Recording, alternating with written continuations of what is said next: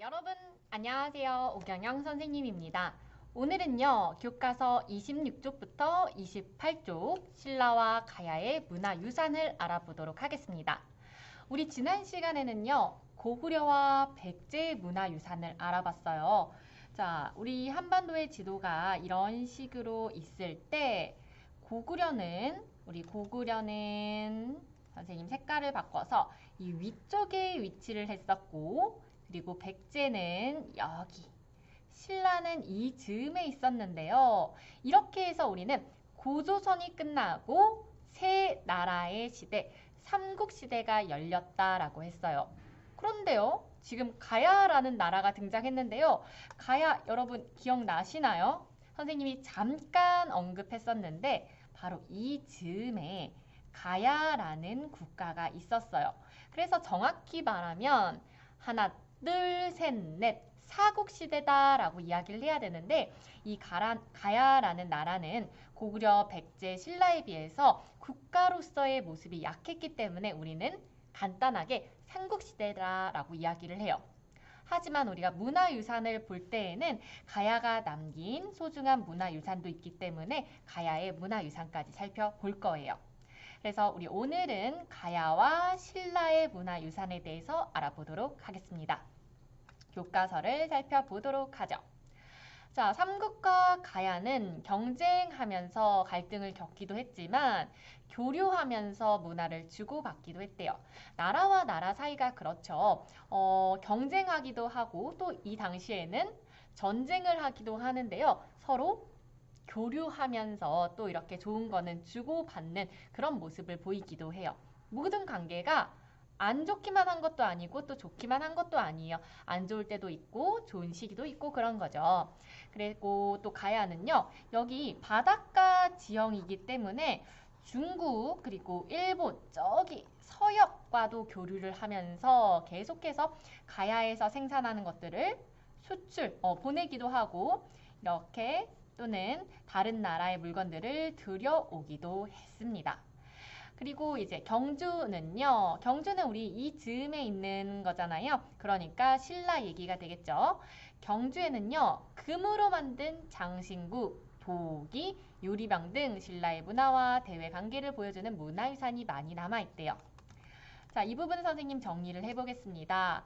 우선 지금 가야에 대해서 얘기를 하고 있는데 가야는 다른 나라랑 교류를 많이 했고 그리고 경주라고 하니까요. 우리 여기는 신라가 되겠죠.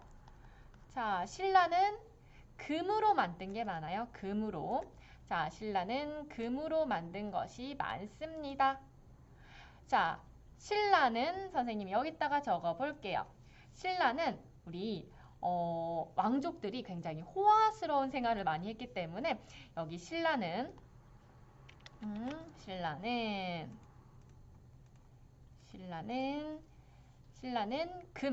신라는 금으로 된 게 많다더라 하고 기억을 하면 되고요. 그리고 가야는 뒤쪽에 나오겠지만 가야는 철로 된 물건을 많이 생산했어요. 그래서 우리 신라는 금으로 된 이렇게 호화스럽고 조금은 사치스러운 물건이 많이 있고요. 가야는 철이 많이 생산돼서 철을 많이 수출했다라고 해요. 철을 많이 수출했다라고 합니다. 다시 한번 읽어볼게요. 삼국과 가야는 경쟁 또는 전쟁하면서 갈등을 겪기도 했지만 교류하면서 좋은 관계를 주고받기도 했습니다. 그래서 가야는 해안가 지역이기 때문에 중국, 서역, 일본과도 교류를 했고 가야는 철을 많이 생산한 나라였습니다. 반대로 이제 신라는요. 아주 호화스러운 반짝반짝 여기 보이시죠? 왕관도 아주 반짝반짝합니다. 금으로 만든 장신구, 도기, 유리병 등 신라의 문화와 대외 관계를 보여주는 문화유산이 많대요.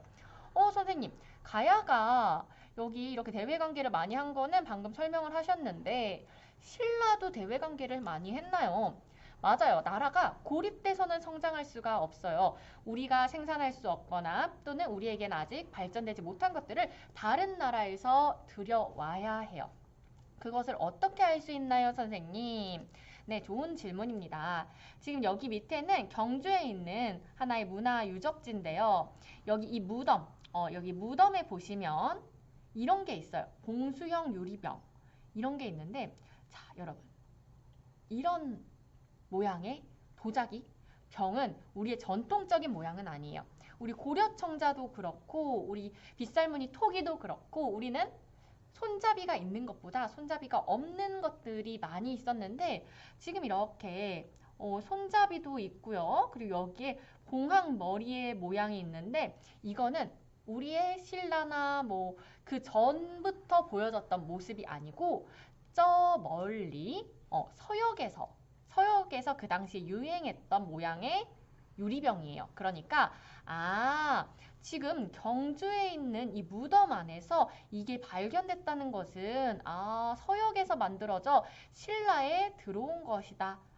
신라와 서역이 서로 교류를 했다는 거구나라는 것을 우리가 알 수 있는 거죠. 네. 신라에 있는 무덤에는 항상 물건이 있어요. 왜요? 당시 사람들은 죽어서도 현재의 생활이, 현재의 삶이 이어진다라고 생각했기 때문에 평소에 쓰던 물건도 넣어뒀고요. 앞으로 이제 죽은 뒤에 쓸 물건도 넣어뒀다라고 해요. 그런 가치관을 갖고 있었기 때문에 이런 평소에 신라 사람들이 썼나 봐요. 그래서 이런 물건도 여기 안에 넣어둔 거예요. 그래서 현재의 발견이 뿅 하고 된 거죠. 자, 이걸 통해서 우리는 많이 교류했구나 라는 사실 알 수 있고요. 자, 여기 볼까요? 지금 신라는 금이 유명하다라고 했죠. 굉장히 현란하고 휘황찬란한 것들이 많습니다. 이 왕관을 이렇게 썼나 봐요. 그래서 이런 왕관도 발견이 되어서 지금은 경주박물관에 보관이 되어 있대요. 자, 다음 장으로 넘겨보면 자, 신라는 금이라고 했어요. 근데 신라는 금으로 만든 문화유산도 많이 있지만 불교와 관련된 것도 굉장히 많이 있습니다. 뭐 절이라든지 탑이라든지 불교와 관련된 것들이 굉장히 많이 있는데 그 이유는 무엇일까요, 여러분? 왜 신라 하면 불교일까요? 왜 신라 하면? 왜 우리는 신라 하면 불교일까요? 고구려 백제 때도 물론 불교가 굉장히 성행했었죠. 그런데 왜 이 국가, 옛날에는 이런 종교, 불교가 굉장히 성행했을까요? 자, 옛날에는요, 나라가 망하기도 하고 생기기도 하고 이러니까 나라로서의 이렇게 모양을 잡는 게 굉장히 중요했어요. 나라로서 모양을 잡기 위해서는 백성들의 마음을 하나로 모아야 돼요. 하나로 모아서 어딜 향하게 해야 되냐면 왕을 향하게 해야 돼요. 왕을 위해서 왕을 우러러 보고 왕을 위해서 뭔가 희생하고 이런 모습이 모여야 하나의 국가 체제가 이렇게 성립이 되는 건데 왕을 위해서 이렇게 마음을 모으는 것에 기본이 되는 게 종교, 불교로서 부처를 중심으로 이렇게 마음을 모아서 그것이 왕에게 기결이 되게 종교로서 국민들의 마음을 하나로 모았다라고 볼 수가 있는 거예요. 그렇기 때문에 우리 옛날에는 종교적인 모습이 굉장히 크게 나타나는데요. 자, 볼게요. 신라는 불교를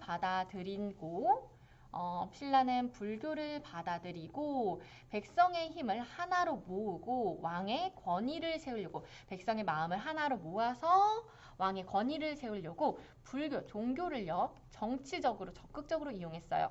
그래서 절과 탑이 많이 세워졌는데 자, 선덕여왕 혹시 드라마 보신 분이 있으실지 모르겠지만 선덕여왕은 분황사와 황룡사, 구축, 목탑을 만들어서 불교의 힘으로 이웃나라가 이렇게 쳐들어오는 것을 막고 나라의 힘을 모으려고 했대요. 네, 여기 보시면 황룡사, 구축, 목탑 이거 복원한 거에 대한 상상화가 나와 있네요. 자, 이렇게 신라라는 나라는 불교를 이제 국가적으로 제대로 받아들여서 나라의 힘을 모아서 바로 왕의 권위를 세우려고 정치적으로 불교라는 종교를 이렇게 이용했습니다. 그리고 경주 가시면 항상 이거 보게 되는데요. 아름다운 별빛과 함께 이거 첨성대를 보시면 정말 아름답거든요. 하늘의 별, 해와 달의 모습을 관찰하는 시설로 알려져 있는 첨성대를 만들었대요. 자, 여기 이 첨성대를 통해서 이게 뭐예요? 바로 별, 해, 달의 모습을 관찰할 수 있도록 만든 천체 관측 기구예요. 그래서 이걸 통해서 우리는 굉장히 신라 사람들은 하늘, 천문학에도 관심이 많았구나라는 것도 이야기해 볼 수가 있는 거죠. 자, 그래서 지금 이 페이지에서는 신라 사람들은 불교를 종교를 정치적으로 이용했고 이렇게 당시에 천문학적인 수준과 관심이 높았다라는 것도 알 수가 있는 겁니다. 마지막 페이지 볼게요. 이제 가야네요. 자, 가야는요, 철. 그런데 그냥 철이 아니라 질 좋은 철을 많이 생산했어요. 다른 나라에 비해서 질이 좋았기 때문에 수출을 할 수가 있었겠죠. 이 때문에 가야는 철을 이용해서 다른 나라랑 활발히 교육했다. 가야 사람들은 철을 이용해 다른 나라보다 우수한 철창, 그리고 철칼, 철 갑옷 등을 만들어냈대요. 지금 보면 갑옷과 투구가 나와 있어요. 이렇게 철로 만든 갑옷과 그리고 투구예요. 철로 만들었으니까 굉장히 단단하겠죠. 가야 문화와 관련된 역사 기록이 많이 남아있진 않아서 가야의 고분에서 출토된 물건들은 지금 이렇게 무덤에서 출토된 물건들은 그 가야를 이해하는데 가장 중요한 자료가 됩니다. 이렇게 자료가 없으니까요. 그 문화 유산을 가지고 추측하는 거예요. 이런 게 남아있는 걸 보면 굉장히 철이 질이 좋았구나라는 것을 또 알 수 있고, 가야금. 자, 가야의 이렇게 악기인 가야금을 통해서 우리는 무엇을 알 수 있을까요? 지금 가야금은 가야 사람들이 만든 악기예요. 자, 그러면 알 수 있는 것은 우리 아까 여기 첨성대를 통해서 별을 관측하는 기구니까 천문학에 관심이 많았구나를 이해했잖아요. 그러면 자, 음악, 악기예요. 뭐에 관심이 많았구나? 그렇죠. 음악에도 관심이 많았구나. 우리 음악에도 관심이 많았구나라는 거, 또는 음악에 관심이 많고 또는 예술을 잘 향유하는 그런 아름다움, 잘 듣는 것을 즐기는 그런 아름다움을 추구하는 민족이었구나라는 것도 생각해 볼 수가 있는 거죠. 만약에 먹고 사는 게 힘들고 나라 전체적으로 어려웠으면 가야금을 켜고 이렇게 노래하고 음악을 즐길 여력이 없을 거예요.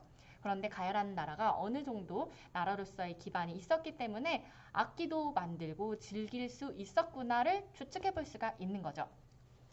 자, 그래서 가야가 이렇게 덩이, 새, 이런 거, 토기 등을 만들어서 여기저기에 수출했다라는 것도 알 수 있습니다. 자, 이번 시간 내용 간단해요. 정리를 해볼게요. 자, 선생님 얼굴은 여기로 내리고, 우리 오늘은 26쪽부터 28쪽을 해보았는데요. 자, 신라와 가야의 문화유산에 대해서 배웠어요. 신라, 가야. 그런데 신라는 선생님이 금이라고 했고, 삐까번쩍 금이라고 했고, 가야는 질 좋은 철이라고 했습니다. 신라는 금, 가야는 철. 그리고 신라라는 나라는 이제 나라로서 기반을 탄탄히 만들기 위해서, 나중에 신라가 삼국을 통일하거든요. 삼국을 통일하는 원동력은 나라의 힘을 하나로 꽉꽉 뭉쳤다라는 얘기니까, 뭉치기 위해서 무엇을 이용했다? 종교, 불교를 이용했어요. 그래서 신라에는 이 불교와 관련된 유적지가 굉장히 많습니다. 뭐뭐 있었죠? 여기 이런 목탑도 있었고요. 그리고 절도 있고 탑도 굉장히 많아요. 그러니까 하나하나를 다 기억하기보다 신라라는 나라? 거기 나중에 삼국 통일했지. 그만큼 나라가 이렇게 탄탄하게 마음을 하나로 모았다라는 거니까 힘을 모으기 위해서는 종교, 불교를 활용했을 거야. 그럼 불교와 관련된 탑이나 절이나 이런 것들이 많겠구나를 추측해 볼 수가 있는 거죠. 자, 그래서 신라는 금, 가야는 철, 그리고 신라는 삼국을 통일하기 위해서도 이렇게 밑바탕을 만들기 위해서도 나라의 힘을 하나로 모으는 종교, 불교와 관련된 문화유산이 많다는 것을 배웠습니다. 자, 오늘 배운 내용 이거 꼭 기억을 하시고요. 다음 시간에는 선생님이 신라가 삼국을 통일한다라고 했는데 삼국 통일을 해서 통일신라가 만들어지잖아요. 통일신라의 문화유산에 대해서 알아보도록 하겠습니다. 자, 오늘은 삼국 통일하기 전 신라의 문화유산 배웠고, 다음 시간에는 삼국 통일을 한 이후 통일신라의 문화유산에 대해서 알아보도록 하겠습니다. 여러분 모두 수고하셨습니다.